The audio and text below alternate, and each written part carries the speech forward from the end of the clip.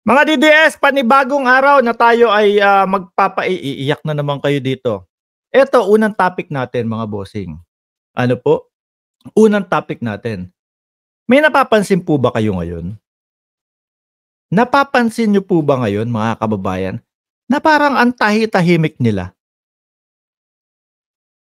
Parang walang mautog ngayon.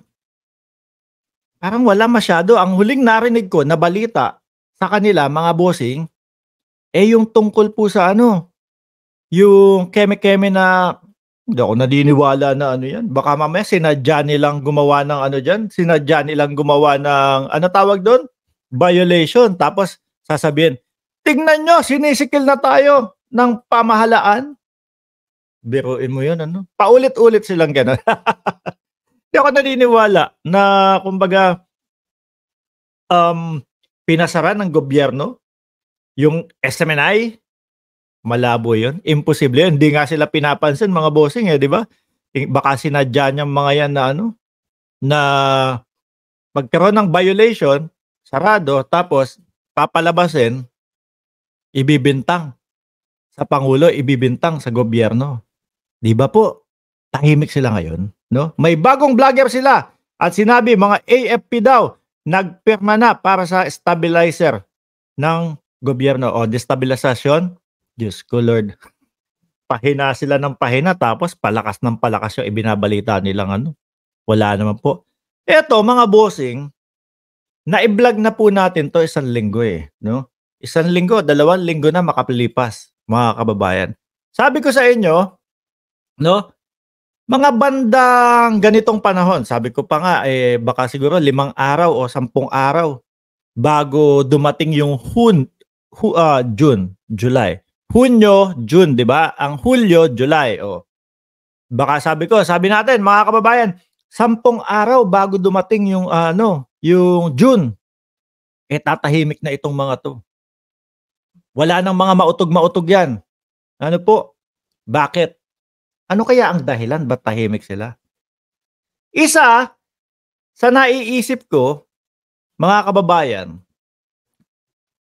yung ICC. Ano po? Yung ICC, isa sa naiisip ko 'yan. JR Vlog, shoutout sa'yo. Happy Dragnil, shoutout sa'yo. 'No? Yun po mga kababayan, bakit? 'Di ba nga sabi po ni dating Senador Trillanes, maghintay lang kayo, 'no? June, pwedeng ma-stretch yan hanggang August. Ise-serve yung warrant of arrest, mga kababayan. Nag-iyakan ngayon yung mga DDS. Nako, hindi totoo yan. Si Trillanes pa ba? Parang sirang plaka na yan si Trillanes sabi ng mga DDS, mga bossing. Tapos makita mo naman yung reaksyon nung kanilang mga yung mga tatakbong senador para sa DDS, kababayan, nanggagalaitin na.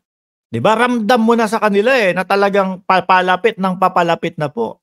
Hanggang sa ngayon, mga kababayan, nung mga 3 araw o 4 na araw na makalipas, nagsalita na po yung isang attorney na may connection sa ICC.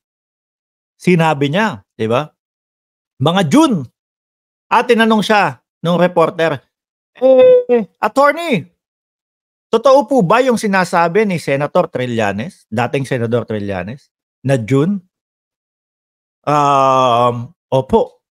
Sumagot ng gano'n, mga kababayan. Naku, sabi ko talagang totoo Ano po, talagang totoo. Ang iniimbestigahan po doon, mga kababayan, yung mga nangyari po nung si Pangulong Duterte ay nanunungkulan, mga kababayan. Yung EJK, mga bossing. Ano po? Yung EJK. So ngayon, sabi nung attorney, si Attorney Conti, mga bossing, pero kumbaga hindi pa po tapos yung investigasyon. Inaano na namin po yan. Kumbaga kinukuha na ng ICC o dinadakma na o hinuhuli o sineserve na yung warrant of arrest.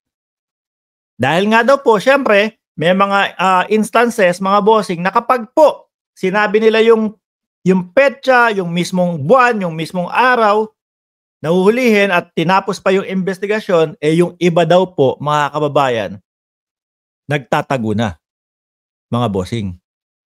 Nagtatago na daw po yung iba. So, pinagtugma-tugma ko po, mga kababayan. Sabi ko sa vlog ko nun, naku po, baka hindi na umabot itong mga 'to ng June, 'no? Baka hindi na umabot ng siyempre kung ikaw ang huhulihin, kung ikaw ang ang seserban ng warrant of arrest, mga kababayan, tapos alam mo June, aantayin mo pa ba yon? Eh, base dun kay Attorney Conti, mga kababayan, ang style nila ay biglaan, bulagaan, 'no? Dahil pagka sinunod pa nila yung June tapos nabanggit, siyempre kung ikaw naman talagang hindi natin lang alam, kung sila, eh, tatago o haharapin nila yon, 'di ba? Sabi ni Liz, nagsawa na sa karali, walay naman nangyayari. Meron naman, may 6,000 pa ding dumalo. Kaya lang doon nila nilagay sa Davao. 'Di ba? So, sabi ko, posibleng 5 araw o 10 araw bago tumungtong yung June, puwedeng magkabulagaan at siyempre matatalino naman din po 'yan. 'Di ba, mga kababayan? Matatalino naman din 'yan. O iisipin nila baka bigla tayong dakmain, Baka yung sinasabi ni dating Senador Trillanes, eh, pain lang 'yun. Sinabi niya June tapos tayo naman hinintay natin yung June, yung pala bago mag-June, dinakma na tayo. Huwag kayong magagalit, DDS. Ina-analyze lang natin yung mga sitwasyon, ano? Kasi ngayon nararamdaman po natin, mga kababayan, ramdam na po natin na medyo tahimik sila.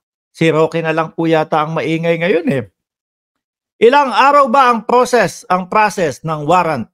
Ayan, hindi po natin, sigurado po 'yan. Dahil sabi po ng lawyer na konektado sa International Criminal Court, mga kababayan, hindi na namin kailangan o hindi na tinatapos yung warrant of arrest. Habang iniimbestigahan na, eh, para kung sakali iniimbestigahan niya 'yon at patuloy yung nangyayari na gano'n, eh, ma-stop na agad. Isa-serve na yung warrant of arrest kahit patuloy pa lang yung investigasyon. 'Di po ba? Yan ang nakakaano. Konektado po kaya itong pananahimik nila, mga kababayan? 'Di ba? Konektado po kaya itong pananahimik nila, mga bossing, doon sa ICC? Sabi nung iba, "Eh, Mark, dati sabi mo hindi ka na susuporta sa mga Duterte. Ititigil mo yung suporta sa Duterte. Eh, tapos ayaw mong papasukin yung ICC. Eh, bakit nagbago ang isip mo?" Eh, mga bossing, dahil din po do'n sa mga mautog nila, 'no? Do'n mo makikita at mararamdaman. Kaya nga sabi ni Takero, hayaan mo silang magmautog. Kasi habang nagmamautog sila ng nagmamautog, lumalabas yung mga katotohanan. Naliligwak lalo sila, tingnan mo si Bebot Alvarez, mga bossing. 'Di po ba, hindi nakapagpigil, hindi napigil ang damdamin. Ayun ngayon, may problema, makati ang ulo siguro ni Bebot Alvarez, mga kababayan. Dahil po do'n sa pagsigaw-sigaw niya ng mga militar, mga kasundaluhan, magbitaw na kayo magbitaw kayo ng suporta sa pangulo. Ayun, ang kati sa ulo nun, mga kababayan. Rebellion, sedisyon o kung ano man ang kakaharapin niyo do'n, mga bossing. 'Di ba? O bakit nga ngayon, eh, pabor tayo o pumapabor tayo sa pagpasok ng ICC? Nung nagmamautog sila, mga kababayan, ito palagi kong sinasabi ito. Nung nagmamautog sila, sigaw si dating Pangulong Duterte, "Ikaw, Bongbong, hindi, nasa listahan ka ng PIDEA." O, 'di ba? Hindi ka pinahuli kasi kakilala ka o kaibigan ka. Ayan, 'di ba? So sabi ko, wait lang. So ibig sabihin, posible, maaari na may katotohanan yung naging selective sila sa panghuhuli, 'no, nung panahon nung, Tokhang. O, 'di ba? At eto po, yung mga nangyayari ngayon, mga boss chief amo, sir, lumalabas yung sa mga pogo, lumalabas yung kung ano-ano, eh sabi ko, o sige, papasukin natin. Ano? Papasukin natin at para maimbestigahang maigi. At dagdag pa po nito mga kababayan, napansin naman po natin mga boss chief amo, sir, no? Na lagpas kalahati ng mamamayang Pilipino, naramdaman na din po nila na naramdaman na din po nila na kailangan imbestigahan nga yung panahon na nanunungkulan si dating Pangulong Duterte. Biruin mo yan, 58.6, tama po ba? O baka mali yung point ko, baka 58.3. Pero lagpas kalahati ng mamamayang Pilipino.